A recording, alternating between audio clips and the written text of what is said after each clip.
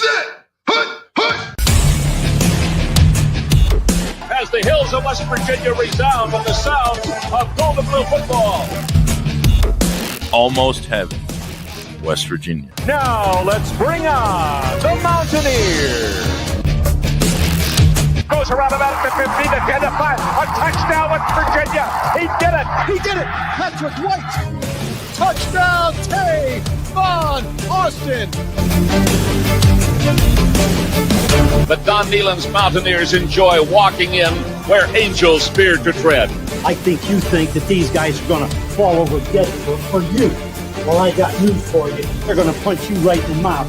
It's Mountaineer pride. Nothing cheap, nothing dirty, but West Virginia football. West Virginia football. We've no doubt tonight they shouldn't have played the old Golden Blue. Not this night. They've done it. They've done it. A perfect season. And the Mountaineers, for the first time in history, undefeated and untied. Don Nehlen and his Mountaineers, for the second time, have finished a regular season with an unblemished mark. Ain't no stopping the Golden Blue.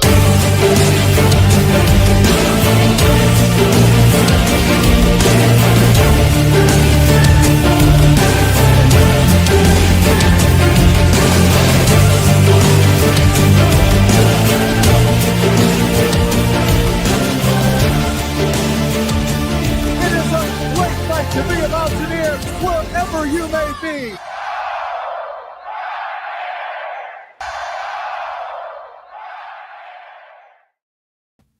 What's going on, Mountaineer Nation? Welcome into another live stream here on the Country Roads Webcast. February 12th edition is we're here to discuss a special edition to the coaching staff as West Virginia continues to build that coaching staff for 2025 under Rich Rod, and this is definitely one of the more exciting additions according to the fan perspective of things for sure. And joining me to help cover it, of course, my co-host Steven. What's going on tonight, bro? What's going on, everybody? How you been doing, man? Doing pretty good, man. Doing pretty good. How you feeling about the news? Oh man, ecstatic, absolutely ecstatic. I think our good friend Mountaineer Paul had broken the news a few weeks ago, so I think we were just kind of in anticipation, waiting to see what kind of role he was going to get. I don't know, Sure. not a surprising role, other than the assistant to the head coach. That part, I was pleasantly surprised to see that part. Yeah, that gives it a nice little ring to it, and I think that shows that he's going to have some say-so in what's going on. Because you look, a lot of these later editions have had that type of title. It's similar to the title that Travis Trickett got as well. So I think they're all going to be, having a say in what's going on with the quarterback room and the offense in general, with, of course, Rich Rod having, the final say-so. Yeah, because Zach Alley also, isn't he assistant head coach? Yeah, I think his title is assistant head coach or associate head coach, something like that. I can't remember exactly what it was. One of the two. Something like that, yeah. It's very interesting to see the kind of the group approach they're going to take at leading the team. Obviously, Rich Rod, end all be all with him, but I like the kind of approach that he's taken with that. I didn't even realize that many guys have been given that title until you said something, but now thinking about it, that's pretty cool. Yeah. We'll go through the full staff like that's been announced here in a bit. I want to go through Pat White's full press release from the university, and then a couple other additions that we haven't had a chance to talk about on live streams previously. So we'll talk mainly coaching staff here throughout this stream, but try and catch up on some of y'all's comments throughout the show as well. So throw them in there, any thoughts you got. Appreciate that, everybody in here live. Whether you're watching live or on a playback, you can help us out by hitting the thumbs up button. Helps us a ton with the algorithm. And be sure to subscribe here for WVU football news leading up to the start of the Rich Rod 2.0 era. We'll be covering everything that happens there in the lead up. But other than that, man, I do think that what you said is definitely first and foremost. Shout out to Mountaineer Paul in a big way. It was like 2 weeks ago he was on this news before anyone else. And, we had talked about it, privately since then, and we're just kind of waiting on the official announcement. But, I credited him when I shouted him out on social media, and hopefully more people did as well when they were, sharing their announcements of it as well, because he was definitely the first one on it. So definitely wanted to give him a shout out because he deserved it on there. And shout out to Locked On West Virginia. But let's go ahead. Let's go over the press release here of Pat White's hiring. Super exciting. I think that this is big, obviously, for what it can mean for the offense this season, what it could mean for recruiting going forward. Just everything involved. Having him back around the program is big. And here we are. Mike Monteiro with the official press release today just after 4 p.m. Mountaineer legend returns to coach at alma mater. Rich Rodriguez has announced that former Mountaineer standout Pat White will return to his alma mater as both the assistant quarterbacks coach / assistant to the head coach. And we get Coach Rodriguez's statement here saying it's really special to welcome Pat White back to Morgantown as a member of our football coaching staff. He has been involved in some of the biggest wins in program history, and he will be a great presence in our quarterback room. Pat and I have been through so much together, and I'm really proud of the quality of coach and mentor to young players that he has become. White back in Morgantown after serving as an offensive assistant with the Chargers for 2 years before working as an athlete / skill trainer and coach last year. He worked with the quarterbacks and wide receivers with the Chargers. He was the passing game coordinator and quarterbacks coach at Campbell. Interim OC and quarterbacks coach at Alabama State for a period, running backs coach at USF, and also coached quarterbacks at Alcorn State. Of course, his accolades as a player could be a long list, but we'll go over some of these. It's only right that we give him his due here. But as a player, White was the nation's most versatile threat at quarterback, becoming the first college quarterback to start and win 4 consecutive bowl games from 05 to 08. The Daphne, Alabama native set 19 WVU Big East and national records during his career, including finishing as the all-time rushing quarterback leader in NCAA history with 4,480 yards. He was 35-8 as the starting quarterback at WVU, winning the 06 Sugar, the 07 Gator, and 08 Fiesta Bowls, as well as the Montague Carker Bowl after his senior year. Big East record and touchdowns responsible for, total offense, and first player in Big East history to pass for more than 10,000 yards. 7-2 record against the top 25 during his career. That stands out also, man. So Yeah. The rest of it you guys can read through, of course, but is in the WVU Football Hall of Fame, graduated in 2008 with a Bachelor of Arts degree. He and his wife, Christina, have 2 daughters, Daphne and Clara, and 2 sons, Pat II and Dubois. So there it is. Pat White back at WVU. Obviously, a lot of accolades there that we can discuss with Pat that, of course, make it a big addition. Stephen, us as fans, obviously is one we're really excited about. But as far as what it means for the program going forward, how big do you think it is for, the quarterback room this year, the offense, and then even, in the recruiting fashion? Absolutely huge. I mean, all the obvious factors out of the way. It's Pat White, what he did here, what he means to us specifically. But what he's done since he's been in the coaching realm has been, he's been good everywhere he's been.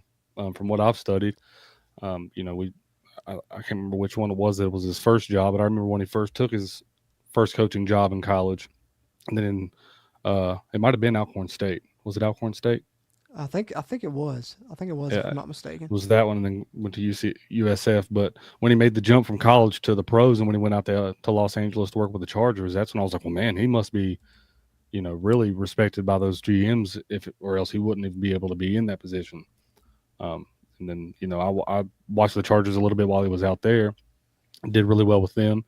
And so I think all the stuff that he's learned, all the stuff that he was already good at and already smart with, is going to help him be a better coach. But, like I said, this place specifically is it's special. So I think it's absolutely huge for our program. It's huge for recruiting.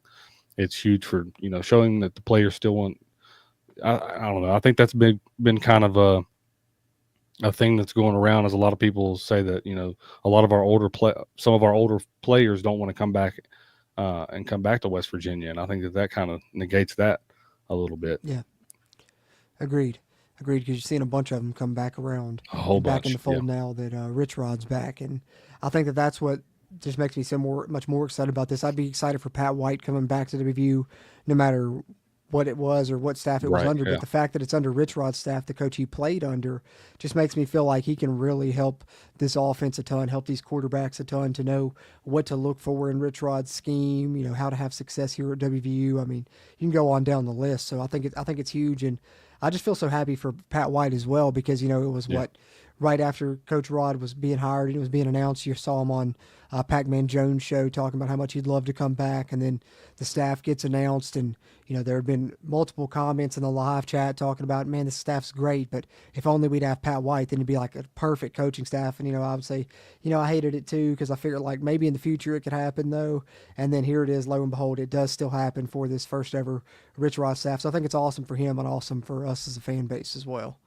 I think the biggest thing that comes to mind, like the right way to describe it, I guess, is like poetic justice, or Even Yeah. like the chef's kiss on this coaching staff, if you will. Like, I don't know, man. It's just Completely it just seems agree. so perfect. I'm trying not to be so high up because, you know, it's It's hard easy not when to, stuff man. like this is, you know, it's easy when stuff like this happens The to get goat's really back. hyped up and you I know, mean, I don't know believe if you anything's noticed, I went and possible. But I dug mean, this out truly, of the closet, man. I had to hey, dig it buddy, out. hey, we got to rock them today. You I got got the to rock gold. them I got the today. gold one too, man. I wanted to find the gold one, but I was like, it's deep down there. This one was all wrinkled. I had to throw it in the dryer for a second.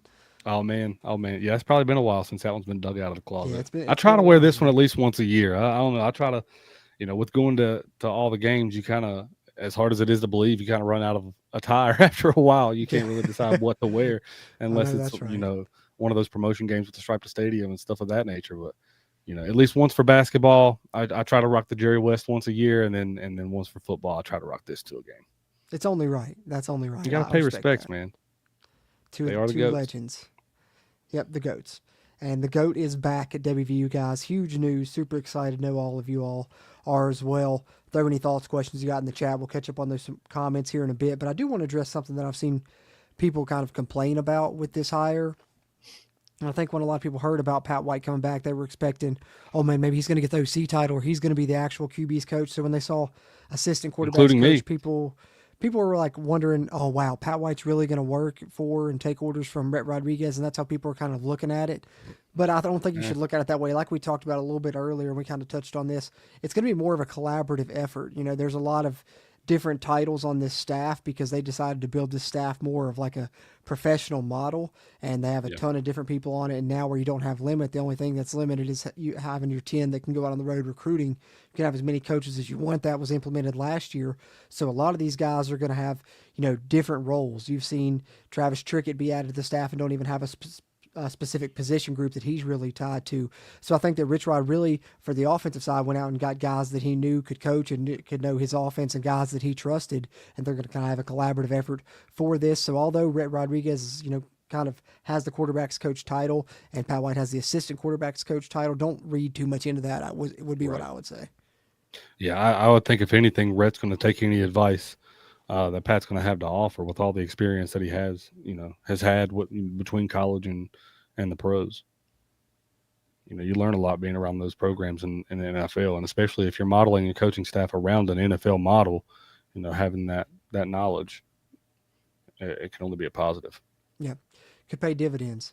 But speaking of, here's the picture the university released back on campus, officially already there. You see him in the black there. Got the Cold Rush on, and he's got the WVU Nikes on. So Pat White is officially back, ladies and gentlemen. I love that all the pictures they take of the new coaches are in that room in there. Yeah. If you haven't been there, so it's awesome to see. I mean, they got some cool stuff in there. Yeah, I know Tim says he can't believe I got the blue jersey on because he knows I love the gold. Yeah. I'm kind of glad I do because if we would have both had the gold on, then I'd be like, oh, we're mad. I mean, I wouldn't have been mad about it, but at least we got a little difference. I also noticed we got kind of a blue and gold lighting thing going on between our two sets. I never realized that before. Yours is more gold looking, and mine's always, I got the blue lighting cranked up over here. Yeah, which is ironic because I like the blue and he likes the gold. Had to switch it up on y'all. But we'll go over the full coaching staff momentarily. I want to pull up some others that I don't think we had covered previously, some other additions. One being Patrick McCain is the assistant director of football ops. Isaac Miller, who also has the title of assistant, you know, to the head coach. There's another one with a similar title there to one of Pat White's titles. I hadn't had a chance to address that one previously. And then also we had, let's see if I can find the correct tab. William Bernhardt joining the strength staff, joining Parker Whiteman and Mike Joseph there, you know, multiple coaches helping out in that area. So he's working a lot with the program now, is doing the off-season conditioning, the tour of duty as they like to call it. And I believe there was still one more here. And then we'll pull up the full staff and kind of go over it. But yes, of course. Also, you know, we're talking about Rhett Rod. We have Raquel Rodriguez joining the staff as well, which she was on the staff there at Jack State. She has the title of Assistant AD for Football Management and Strategy. So those are some other additions I hadn't had a chance to really report on previously. You know, I'd done a podcast 2-3 weeks ago, I guess now, talking about WVU completing the coaching staff because we thought it was maybe done, but I also was sure to put maybe in parentheses because I always knew there was potential for them to maybe make a few more additions, and they have since then. So let's pull it up and go back over it because this more than likely, knock on wood, should and could be the complete WVU coaching staff. I think that the names that we just talked about there, Raquel Rodriguez and some of the other assistants are added. Of course, Pat White's name hasn't been added here on the university. That'll probably be up there shortly in the coming days. But, of course, these main ones about, of course, Rich Rod, Zach Alley, Travis Trickett, Jack Bicknell, Jeff Castile, Gabe Franklin, Ryan Garrett, William Green, Pat Kirkland, Michael Nicewander, Rhett Rod is QB's coach, Chad Scott remaining running backs coach, Blaine Stewart shifting over to inside receivers, Rod West working with corners, Henry Weinreich as the Nichols coach, Mike Joseph remains assistant athletics director, head coach for strength and conditioning, Parker Whiteman on as assistant head strength coach, Ryan Alexander, assistant offensive line coach, Thane Bukowski, offensive analyst, Jake Castile, an assistant defensive coach, Noel Devine, analyst and assistant running backs coach, Derek Dressler, assistant O-line coach, Chris Herring stays on staff as assistant special teams coordinator. Tucker Donati, assistant special teams coach. Isaiah Macklin will also work with the quarterbacks. Ryan Nealon, senior offensive assistant, pass game specialist, and he also has the assistant to the head coach title. Which, Stephen, that's what I thought. I saw somebody put out a tweet when the Pat White role was announced because where it says assistant to the head coach, and they said Dwight Schrute style title or something. That's what I thought too. As soon as I read it's like if Pat would be like, "I'm actually the assistant head coach," and Rich Rod would be like, "You're the assistant to the head coach." That's great. That's funny. Yeah, I thought the same thing whenever I read that because I think some of them actually say assistant head coach, and some of them say assistant to the head coach. I think you got Ryan Nealon with the assistant to the head coach title. Of course, one of them we just talked about there in the tweet, and then you go up to. Of course, Zach Alley, who has assistant head coach, just in general. No two there, just assistant head coach. Hey, can we? We got Rhett Rod, we got Rich Rod. We could call his daughter Rack Rod. Yep. Can we start calling Rod West Rod? Just to make it easier. It would fit, right? I mean, may as well. Just to make it easier on us. May as well. And then Andrew Warwick and Jaquez Williams to round out kind of the main staff. Then, of course, we have our support staff where you got a lot of them that we've covered in the past. Of course, Dusty Rutledge back at WVU. You have Lori Rice. You have Chuck Lilly, who's came over as the GM from Oklahoma. You have Codial. You have Rasheed Marshall remaining on staff as Director of Player Relations. You have Raquel Rodriguez, who we just talked about. Of course, Mike Montoro still around. Patrick McCain, Isaac Miller. There's the other assistant to the head football coach title there. Garrett Hirsch, of course, was scouting. Nick Bankston was scouting. And, of course, shout out to friend of the show, Tyler Lessick, assistant director of scouting for WVU. They all did a great job bringing in these transfers and these players on signing day. Jake Herron, of course, director of creative content. You got Ty Hunley.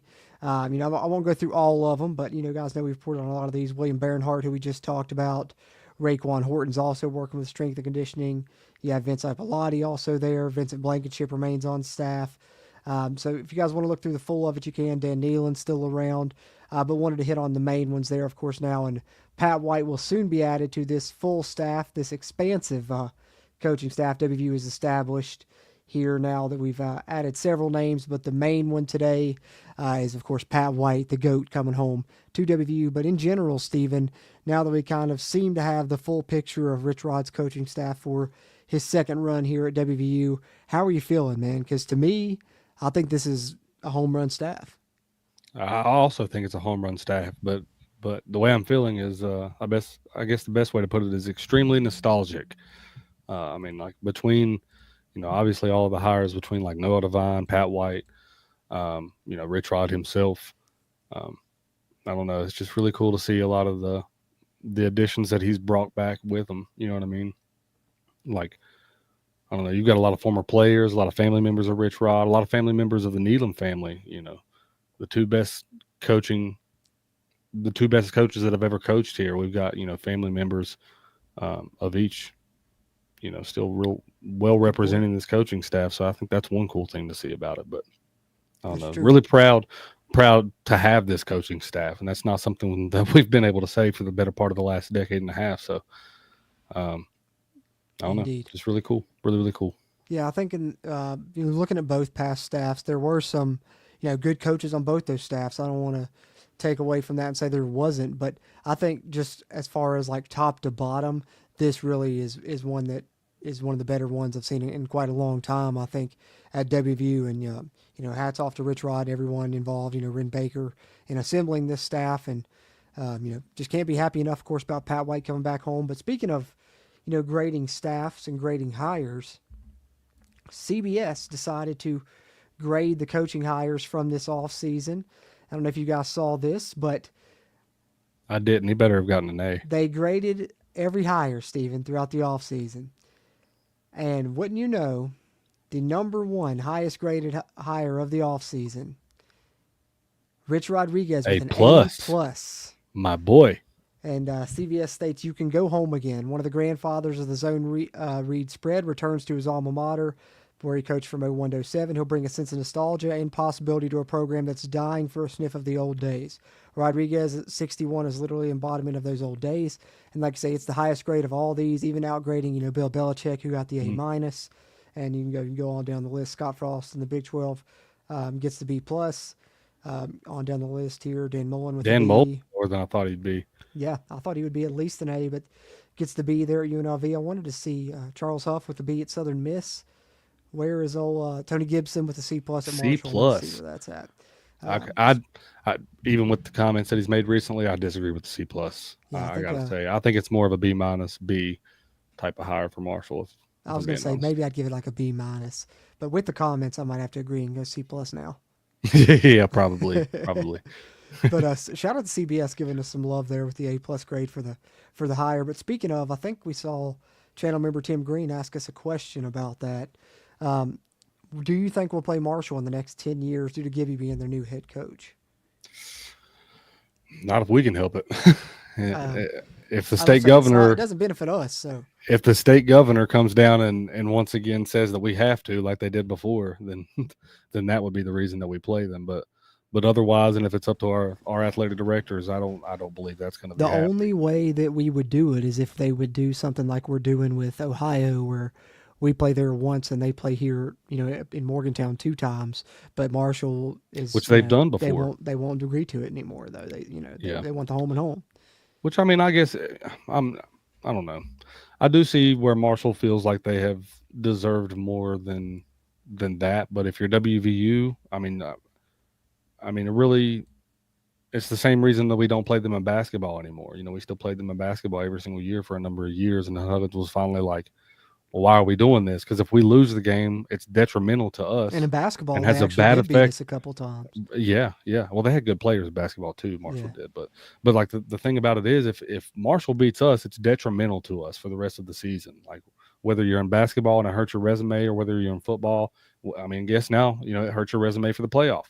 Whereas if Marshall beats us, like it helps cool. them. Like if they lose to us, it's not a thing to them. Like, okay, well, we were supposed to lose that game. Like I don't know. I don't think that should be the case in what a lot of people label as a rivalry game. And I don't mean that as in any mark against Marshall. Like I've said, and I give them credit where it's due. They've done well with what they've had, athletically, and had really good players on both football and basketball. But if you're matching the programs up with each other, I just don't think that they stack up to where they legitimately deserve to play each other every single year. No, I agree. I personally don't hope it happens, but Gibby's going to push for it, and Rich Rod's just probably not going to push back. I would think, yeah. Yeah, he's already been pushing back on it. I was about to say, Tony's trying to get it going over there. He's with all those comments he's made, like we've been talking about there, which he's crazy. We talked about that a little bit, I think, in our members only stream this month, how he's crazy making some of those comments about owning the state of West Virginia when, we've been getting the top player in the state like every year. But, nonetheless, I digress on that. Let's catch up on some comments here. Channel member Tim Green says, Pat is back. Let's go Mountaineers. Appreciate you always, Tim. Hey, what's going on, JR? He says, the GOAT is back, baby. It's going to be some fun in Motown. That's right. Touchdown City. Touchdown City's back. Watched a lot of great moments with that man at his house growing up, watching Pat White do his thing on the football field. True. Hey, I always got it right here in the background, man. Got the autograph on it. If you can see the autograph on it right there, but That is cool. that's the picture I got That is autographed. cool. The first time I met Pat. Hold on, I think I got after his senior year.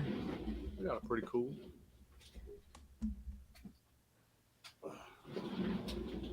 Got mine on a playing card though.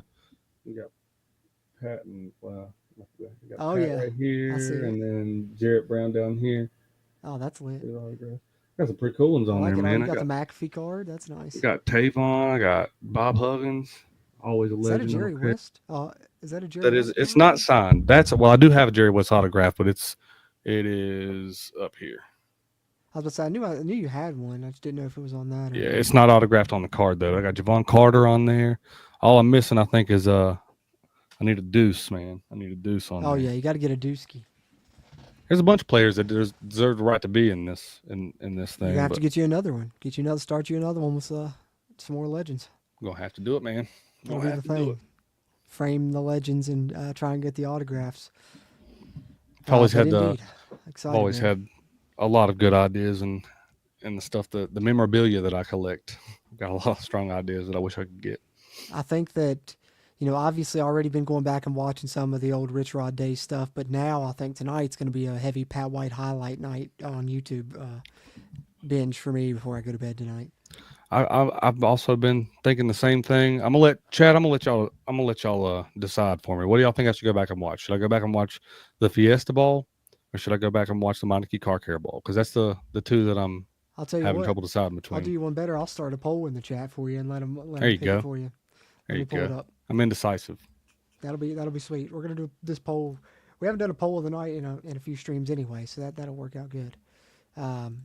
Let's see here. Start a poll. I'm saving and you should, and you might be thinking, why not consider the Louisville game? Because I'm saving that one for last. That was to me the best Pat White game, just because it was out of nowhere. No one really expected that to happen, especially that late in the game. That's forever will be the best Pat White moment in my opinion. As many great ones as there were. All right, polls up in the chat. Let Steven know what he should watch tonight. We'll check the results here before we end the stream. But, speaking of, the DVDs that we talk about, the football, which I think I got the football ones over here actually. But, a lot of those, or at least I know the Swedish Sugar one, and I think another one, like you can find them on, people have uploaded the full, not the sections, the player highlight videos thing, but the actual, those are the best parts about them. They have some of those are up on YouTube too, but a lot of the movie parts, I know the Swedish Sugar, the full movie one's up on YouTube because I've watched it before when I didn't feel like getting the DVD and putting it in. It might have been his senior year one, but I'm trying to remember. That's the cool thing about those is obviously you get to learn little details about specific players. And that was always my favorite part, but at the same time,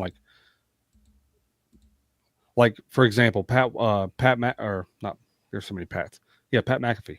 Yeah, he had a player profile on one of them, and they asked him, what do you want to do whenever you're done playing football? And he said, there's times in my life where I wanted to be a stand-up comedian. There's times in my life where I wanted to be a professional wrestler. He said, but I think what I found what I want to do is be a talk show host. He said, I think I would really love doing that. And I think that I would really be good at doing that. And that was way before he had ever even played a snap in the NFL. So, I mean, I don't know. I've always thought that was absolutely one of the coolest things ever is to see Pat fulfill not one of those dreams, but literally all of those dreams. He literally predicted he's wrestled. Life. Now he does the commentary every Monday on Raw, which, I mean, if you're a fan of wrestling, like I have been for some time now, that's pretty cool to see. And then obviously it'd be as big of a name in sports media as he is. I've been getting back into it since it's been on Netflix. I missed 1 week, but I've watched pretty much every week. Yeah, man, I'm telling you, it's been hard to watch for many, many years now with what it became, but they're really starting to get back into. Yeah, I like what Triple H is doing. Good stuff. Yeah. Not to get off on a tangent, but the Cody Rhodes and KO match that was pretty good the other day. I'll tell you that. That was a good one. It was a really good one. Yeah, I enjoyed the Rumble too, man. I thought the Rumble was nice. Rumble was good. I'm excited for WrestleMania, man. Glad Jey Uso won. I am too. Silas says, "Let's go." Pat White is coming home. That's right, Silas. You know it, man. You know it, brother. Channel member Tim Green says Mountaineer Paul was awful proud today on a show about getting credit for breaking the news. He should be getting the credit, man. It's Should so be. crazy. He Yeah, had should it be 2 proud weeks of ago. himself also. Yep. And I'm glad to see some people actually giving him the credit because it seems like that's really hard to come by for if you're not in that, good old boy network or whatever you want to call it. That's, kind of the traditional media. There's certain media outlets, specifically in the West Virginia fan base, and I won't mention anybody by name, but you guys will know who I'm talking about, I'm sure. But a lot of media, or there's certain media outlets that take credit for stuff that they didn't break, and then they get that credit when it comes to others. Where I know specifically that Pat McAfee gave credit to one of those on his show earlier this year whenever the Rich Rod news broke. And that source was definitely not the first one to break that news. So. Yeah, it happens. Sometimes you don't get it when it's due, and you do get it when it's not. And unfortunately, I think a lot of people didn't, credit Mountaineer Paul from what I heard, what I spoke to him a little bit earlier, and he said. But I saw that some have come out on social media and credited him since then. So at least that's good. Some are backtracking on that. Yeah, because that's what I made sure to mention him and tell him that he definitely deserved it because he knew it like 2 weeks ago. So for sure, hopefully he does get that credit. But Trey Edwards says, "How we feeling tonight, boys?" I'm telling you what, Trey, the piss is extra hot tonight, man. Yes, sir. Yes, sir. You can't help but be absolutely excited and thrilled about this. You know what I mean? If anybody, young, old, whatever age you are, man, you know the name Pat White, you know what he did for this program. And I mean, like Cruz was asking earlier how big of a deal it was. I think it's an absolutely huge deal. I mean, it is. Cannot be understated. I mean, honestly, this is probably right up there with the Zach Alley hire. The Zach Alley hire is obviously huge for kind of different reasons, I guess. But I mean, this is right up there with, if you were to ask the fans who's your favorite addition to this coaching staff, I would say Pat White would rank right up near the top of that list. I mean, he's the most winningest player in WVU football history. Am I wrong about that? I haven't checked any numbers. That's just going off of sheer. I mean, that 34-8 record, I highly doubt that's ever going to be matched again. So. 4-0 in bowl games, probably not going to happen because you don't have quarterbacks that play 4 bowl games. Nobody stays all 4 years, so. Yeah. So that's probably intact for eternity. Silas says we need a CRW fan section at the spring game if he can make it, depending his kids' soccer games in April. But hey, I'd be down. Me and Steven will be there. Hey, so I think that's a heck of an idea. Come sit with us, man. We'll try to when we decide where we're going to sit when we get up there, put out a post, let people know where we are so they can come over. We can make or even on the days leading up to it, we can try to decide on what section would be a good one to aim for. Well, at least where a roundabout will be, because you know how that is. That'll be, because I'd say we're probably looking at 20,000 this year, maybe. Man, I don't know. I'm halfway expecting them to open up the upper deck this year for this thing. I don't know how much. I don't know. There's going to be people wanting to be there. There's going to be a lot of people wanting to be there. And the spring game seems to be more of a popular event for fan bases to go to, even with the spring games around college football becoming less of a game. They're more mini games of different skill sets and things like that. But even so, look what Colorado did whenever Prime got the head coaching job. They sold that place out for the spring game.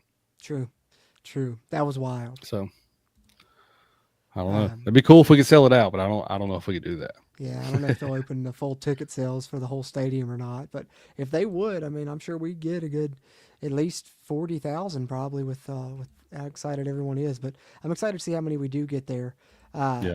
Trey, channel member, says he'd like to meet us at the pit game. We'll be there. We'll be there too. We can meet you there as well, Trey. We will absolutely be there. What is we 204 and 205? Is that us? We are. Is it 204? Hold on. I can't ever remember which one's which. I can't remember which section you're in versus which 204. Yeah, I am in. I should know this after 18 years, but no, I don't. 204. Yeah, I'm in 204. Yeah, I'm in 205. Then, so yeah, we're right 204, there. 204, row 8, seat 103. Yep, I'm 205, row 5, I think. So yeah, we're right there. Side by side the sections there. It's literally the section right next to the student section on the upper deck. So we'll be there, man. Come see us. Yep. Let's see where else we got here. Trey says his dad has the Fiesta Bowl on DVD. He like to watch it every now and then. Yeah, I got it on DVD as well. I've watched it till I The thing is, I used to watch those DVDs so much and those bowl Yeah. games so much that now, like, you know, what plays come and when, like, down to the set, like, you can literally tell by the way they're lined up, oh, this is that. I'll do you one run. better. This is, yeah. I can pretty much quote for quote tell you what Brad Nessler says during the Nokia Sugar Bowl. Oh, in yeah. 2006. Yeah. I mean, That I've watched too, that thing yeah. so many times. That's embedded in your head, too, also. He says from the Sugar Bowl in Atlanta, the transplanted Nokia Sugar Bowl. Because it's supposed to be in New Orleans. They had Hurricane Katrina. Oh, yeah, that's right. Because then it Was it ended up being Katrina? pretty much It like a was home Katrina. game for them. Yeah, it was Katrina. I forgot about that. It was like a home game. Yeah, which made it even sweeter that we were able to do what we did. Ernie B says the Fiesta Bowl is the one. The greatest moments when Coach Stu emotionally hugged Pat, putting his head to Pat's helmet after a big play. That was a good one. I forgot about Man, that. oh man. Yeah. Hard not to get emotional whenever he did that too. It was. Hey, Kurt Hurley, channel member. Good to see you, Kurt. Appreciate you always, man. He says his favorite old Rich Rod coach games to rewatch are 03 VT, Sugar Bowl, and the Louisville comeback. He was at all three. Hey, nice, man. You're lucky. You are lucky. I don't know. I wasn't at the 03. I wasn't in any of those. So that's awesome. I wasn't either. I was not at any of those. No, that was That before was I started preseason going, tickets. Yep. I was going to games, but it was like 1 or 2 games a year Yeah. that I was going to at that Yeah, point. that's how I was. As a matter of fact, the 03 game, I went to the Cincinnati game. I was going to say, I think my first year that I went to a game was either 04 or 05. I think it was 04. It might have been 03, but it was somewhere in there. So, yeah. Yep. But didn't get to go to any of those ones, unfortunately. Exactly, Kurt. He says, screw playing Marshall. Why would we? We definitely agree. I agree with you there. Pat White's his all-time favorite. He's my GOAT. That's my GOAT, man. He's, surprisingly enough, I love Pat to death. I will always love Pat, but he's not my all-time favorite. And I don't know if it's due to nostalgia or what, but Jamal Adai, man, I love that guy as a kid. And he's always been my all-time favorite. It was Pat White for a long time. Tavon Austin came close, but I was still riding with Pat. But the one that I said surpassed and became, my favorite, even though I feel like Pat White's still the best, was Skyler, man. I was a big Skyler fan. I've always been a big Skyler guy. And I think Skyler proved why people should have loved him more whenever he got to the league. What was it, in Japan he played for a while? Yeah. I really almost got in like fights with friends of mine because they would like shit talk Skyler Howard, and I couldn't take it. Threw a plate of chicken wings at a guy once. We were watching a game together. He left. Like, it was crazy. Yeah, I was a big fan, and I was defending him to the bitter end.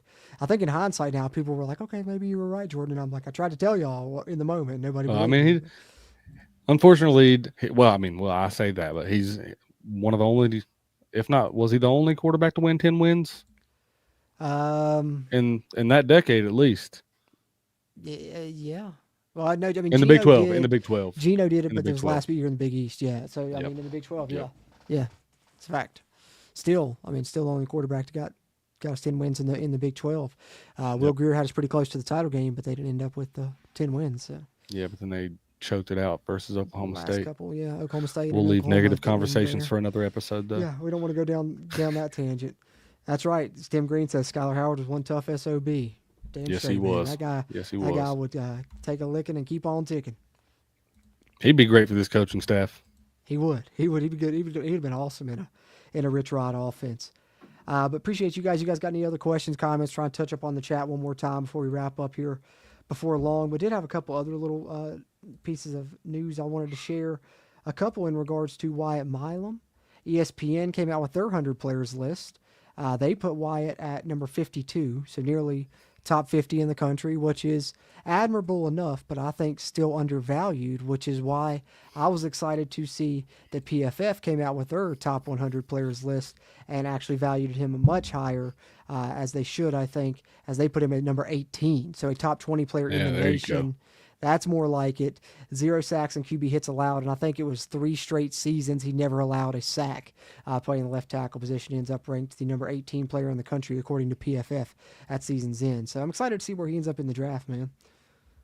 Absolutely excited. I hate to say where I hope he ends up, because if you would have told me this 2 years ago that I'd be saying this, I would have said you were crazy. But with the additions of Zach Frazier and Beanie Bishop, man, it's hard not to root for the Steelers right now, man. If he got on that O-line somehow, that would be amazing for not only me to watch, just joining his, fellow former Mountaineers, but There's a good friend of mine who's a big Steeler fan, and I know he'd love to see that.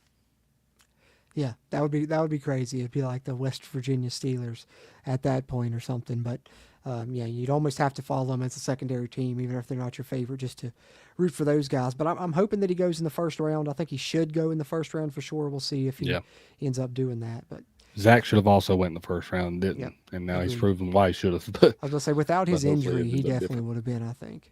Yeah, true. Doesn't even play like he's had an injury though. I don't know if you've watched him at all this year. He plays. He's a stud out there You already. always forget about it because of how quick he bounced back and never missed a game. Was able to start day one in the NFL. So. I mean, like he got up and ran as soon as the thing got broke. So I don't think there was any question about his toughness. I was about to say, speaking of tough guys, but I wanted to highlight, of course, the university's been putting out these graphics throughout the off season of the weight room warriors each week since the off-season tour of duty started. So I want to recognize these guys. There's been about, I think, 12 now. We've talked about one previously, so I guess 16 in total. I guess we're talking 4 weeks at this point. We covered 4 on a previous stream.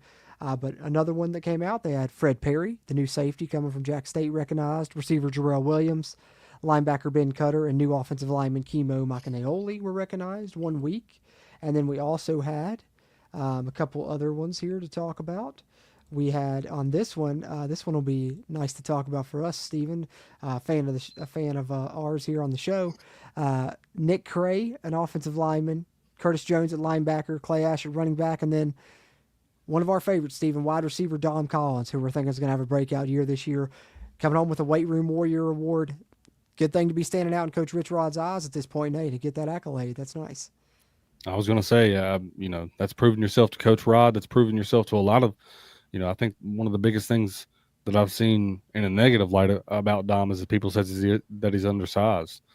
I don't agree with that sentiment, but this only helps that. Yeah, shows he's got strength, man. Yep. Look at a guy like Darius Renaud. A lot of people thought he was undersized, and he was one of the strongest guys on the team. So it can be done. People thought Tavon Austin was undersized. Yep. People thought Noah Devine was undersized. I mean, there's a lot of guys. I mean. It matters less even in the NFL now, but I mean in college football, I don't know if it even matters about being undersized. I mean there was a running back to play for Rice. I remember he was 4'8". Yeah, if you got the willpower, undersized doesn't the heart, exist. you can get it done. That's what it's about. Yep, it's about skill and about heart. That's what I believe. Yep, and Dom definitely has both of those, and it's going to be hard to keep his speed off the field, guys. We're talking about a 4.2 40 guy, and he would be a lot of fun in the Rich Rod offense. So excited to see what he does in his redshirt freshman season as he gets a Weight Room Warrior award. And then most recently here, we've had Asani Redwood, defensive lineman, as a Weight Room Warrior. New receiver Man Singleton, linebacker Caden Bizer, and new safety Justin Harrington as Weight Room Warriors. So I want to recognize some of those as they're proceeding through the off season here, working hard, the tour of duty as they like to call it. And then we also want to recognize, of course, guys that are doing great in the classroom, student athletes of the week, as put out by the university. Linebacker Reed Carrico, new offensive lineman Walter Youngbear, and true freshman offensive lineman Gavin Crawford were recognized there. So the only other thing that I had, Stephen, was I wanted to share this because I put this out on social media and I liked kind of the responses that we got, so we can kind of shift gears here. Of course, we'll check the poll results to see what you're going to watch tonight before we wrap up, but let's shift a little bit and just touch briefly for a second on basketball. And it's kind of something that we talked about during the watch along stream there towards the tail end of WVU's basketball game, but I put it out on social media to kind of ask kind of some of the fan base how they were feeling about West Virginia's tournament chances with 7 regular season games remaining following the most recent loss, and got some interesting responses here, I thought, because it's kind of a wide range. So let's go over some of them. Coos, our friend over there at Coos' Corner, you guys be sure to check him out, and be sure to check out his other channel, Hoops from the Hills, as he covers WVU basketball there. He says not good, starting to struggle at the worst time. Teams have figured out how to take Javon out of the scoring column. Mountaineers report, WVU fan 2023, says it's the last thing he's worried about. Sheba Ear says not feeling good about our chances, limited team with too many flaws. 3 more wins probably gets us in, but fears that we may not get that. Luke Bart's feeling good. WV Justice says need 4 more wins before Kansas City. 60-40 us making it in. WVU Rocks 63. We are not going to make the NCAA. Double D and WV feels like the Big 12 tournament will tell the tale. Offrey Neve Enjoyer says 4 wins. TCD says it would take a miracle. The Porsche guy says not great. Pete, the PRT, says 25%. Warm Weather Appreciator says 45%. So just from the responses that came out there alone, you see a wide range. Some people feeling really confident. Some people feeling like no chance. Some people feeling like you have work left to do. What I ended up saying was kind of, I think, what I told you last night overall is that I feel like 4 wins in the final 7, and you probably feel pretty good about your chances getting in there. But any thoughts on how the fan base is feeling kind of after seeing the response there? Because it seems like a wider range. You got some people still feeling like, hey, we're going to make the tournament. Some people feel like they've lost hope in this team. And does seeing the fans' reaction change your thoughts, or are you still feeling kind of the same, that probably need to win 4 games or anything there as far as basketball season is concerned and the tournament hopes? I think I still pretty much feel the same as I did last night. I think we need 4 with one of those 4, including the Texas Tech win. I personally believe that we need 5 if you don't beat Texas Tech. And for a lot of the same reasons that Kuz mentioned. I was gonna say, could that be like 4 in a tournament win, you think, or you just think 5 out of the 7? I'm saying 5 out of the 7. 5 out of the 7, okay. I could be wrong about that. They may be sitting pretty with 4, even without winning one of the one at Texas Tech. But I believe, like Kuz said, the teams are they're figuring out a way to take Javon out of the scoring column, and that's been, for the most part, post Tucker DeVries, it's been how we've been winning games. That and the good defense that we're able to play. But West Virginia really needs to find somebody else that can provide that scoring and not just a random person on a random night. They really got to get somebody going. I think Amani Hansberry is a good candidate for that too. Yeah. Big body down low, can get you rebounds and also score at the rim, can also take you out to the perimeter and shoot it if he needs to as well. Jonathan Powell, hopefully he can get 2 or 3 going. threes a game. That'll help. Yeah. But with the reaction between everybody, it's not really surprising. I mean, depending on how you look at the way that this season has turned out, it kind of gives you a different perspective, in my opinion. So I can kind of see where anybody's getting, where I can see where people believe that we're a lock in there, and I can also believe where people think it could be a miracle. Yeah. Because starting out this season, like we mentioned last night, we've had 4 quad 5 wins. I think it was quad 5 1 wins. Quad 1 wins. Yeah. It might have been 5. That in and of itself, is great for your resume. But then you add in those that we've lost to, teams with bad records. It kind of diminishes that a little bit. But I'll say, one of those teams that I'm talking about there is Kansas State. And Kansas State was, I think it was like 9-11 when they beat us. And they have absolutely been on a roll since. They beat like 3 or 4 ranked teams. And 2 of those back-to-back with the win. I think it was against Arizona last night. So, I mean, that's one of those teams. Like, anybody in this conference can get hot at any given moment. If you watch any of the teams in the Big 12 conference, you see that. That's true. So, yeah, I mean, it really speaks volume if you can come away from conference play with a winning record. But you really got to finish strong if you're West Virginia. And I mean, they haven't been given any favors with the injuries and all the stuff that's happened to them this season. But I don't know. I think they still got a chance. They've got a lot of skilled players that can do some stuff. They do. I'm going to be watching to see, because I feel like one thing, Darren DeVries has shown he can draw up some good stuff. He's really good at game planning.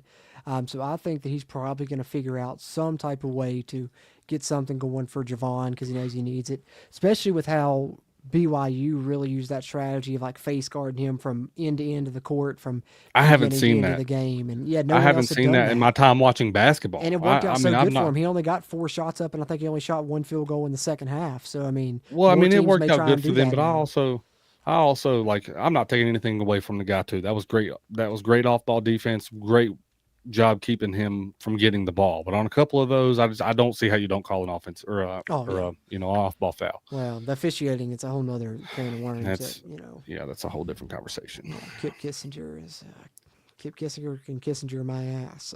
Hey, we're not going to say it, but anybody in the comment section, y'all, I encourage y'all to go look up where Kip Kissinger went to college. I know who was it to Cincy. That was going around on social media, because it's been a mystery to me why he always hates us. I think that may have been solved now. Man, I thought we was going to be good whenever Higgins retired. Yeah, this may be worse. This may be worse than might be worse than Higgins for sure. Channel member Trey Edwards puts it well here. Says no matter how far these guys go, if they even make it, still proud of them. They defied the odds this year. Good point. Good point. And I think that's a good perspective to keep. You know, a lot of people, you know, once the season got rolling and we were upsetting teams, they're, you know, victim, and I've been a victim of it as well, is thinking that this team was going to be, you know, a high seed, finish high in the Big 12 because they were really rolling. But we got to remember, going into the season, we were just hoping to, you know, win more than 9 games like we did last year. And Darren DeVries has done such a good job that we're so far removed from that we're really disappointed that we're, you know, on the bubble for the first time this season, because we've been you know, surprisingly solidly in. So I think that is something good to keep in mind, is that this is still a hell of a job by DeVries and this staff, and they're going to only get better when they get, you know, their kind of, I don't want to say true roster, because they did go get these guys. These are all their players, but they also had to, you know, completely flip a roster, versus they'll be building a program now where they can just add, you know, pieces each year and not have to go out and get an entire roster. So it'll be exciting for the future, especially if you can make the tournament in year 1. I think that's a huge first step. Yeah, I'm not going to lie. I'm like you. I was, you know, got kind of excited and thinking that we would get a high seed, but I mean, that hasn't lost my mind since it all began. I mean, from the jump, I said, you know, if we do semi well and just are competitive in games this year, I would consider that a successful season, because I mean, it's hard for a new coach with a completely new roster to come in and do, you know, what a lot of people want them to do. But Darren DeVries was able to do that. I mean, the amount of wins against the teams that he got them against too, like Gonzaga, Kansas at Kansas. You know, we've beaten a lot of really good teams this year.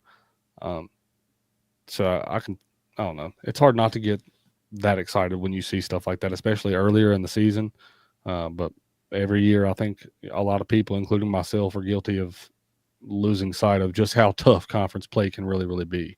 Because you look at some of the conference members and their schedules and their, you know, and their records so far up to that point of the season, and it's not a lot of times not very accurate.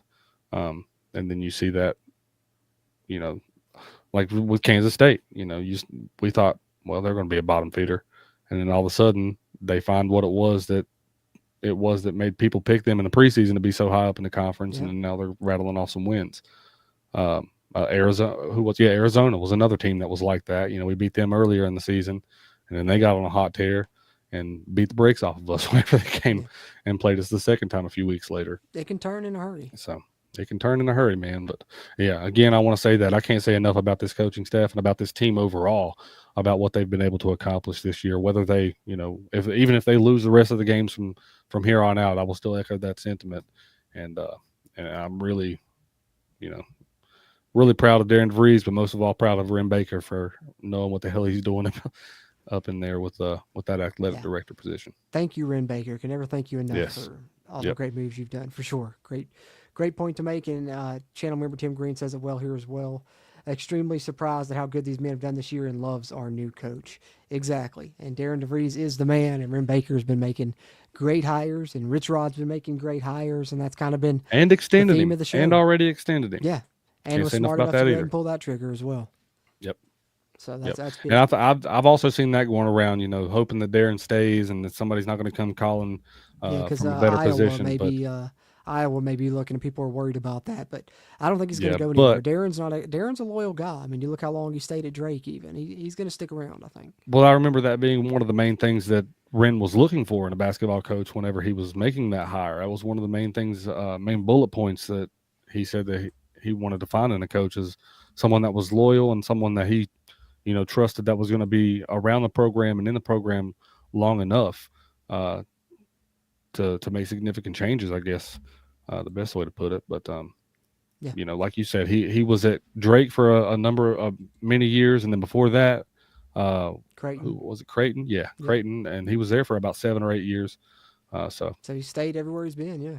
You know, just as much as Ren Baker wanted to find that guy that was loyal enough to a program to stay and not jump ship after just a couple of years, I think equally as much Darren DeVries wanted to find a home where they weren't going to pass up on him after 1 or 2 seasons if things arose. And this team, you know, even as well as they've done, they have had their fair share of challenges this year. You know, we've talked about Tucker, but a lot of people don't realize that they had almost the entire team had the flu for for those 2 games post beating Iowa State. So that was a large challenge, and bouncing back from that sickness, I'm sure, was a large challenge, and finding the chemistry back in the team.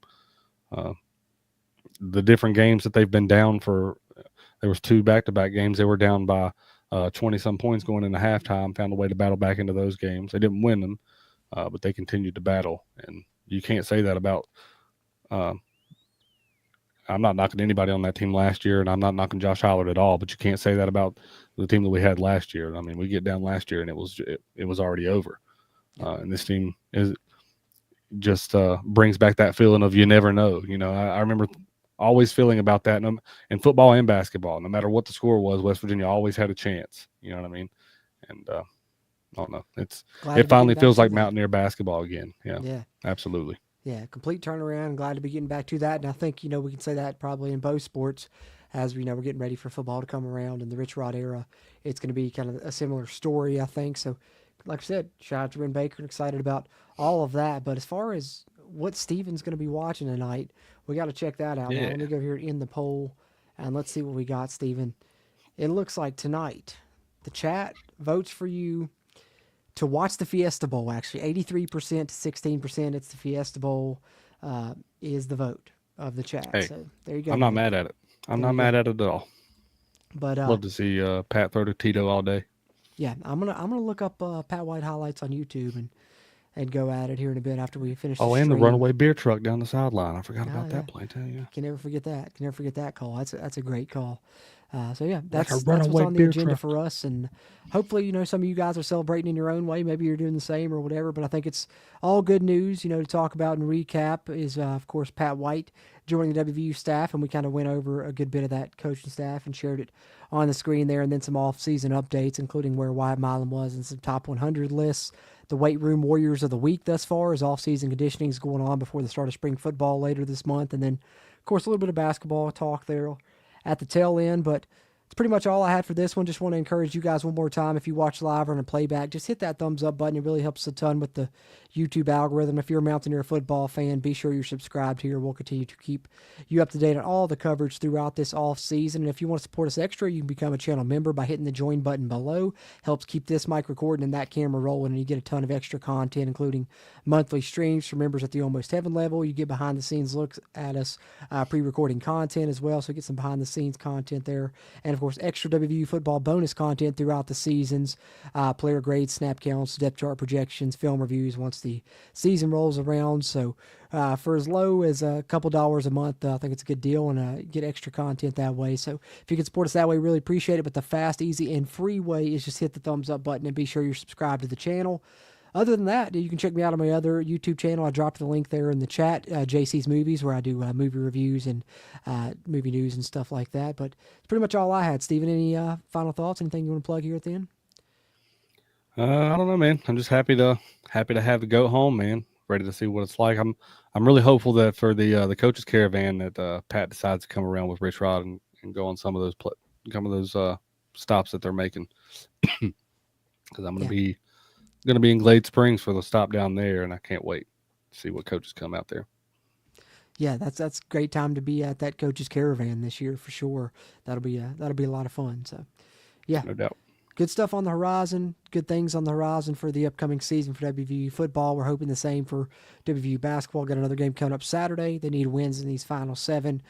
We think they'll get them, and hopefully they prove us right on that. But one thing that I think we're both in agreement of, and in agreement with all of you all throughout the fan base, is that Pat White returning home to West Virginia is huge news, and it's great news for this program for this year and for the future, and we couldn't be happier to have the GOAT back. So welcome back, Pat White, and we'll be back near future to talk more about this football off-season happenings, and of course some WVU basketball as they continue their journey to try and reach the NCAA tournament. But for my co-host Steven, as always, I'm Jordan Cruz, and until next time, let's go Mountaineers.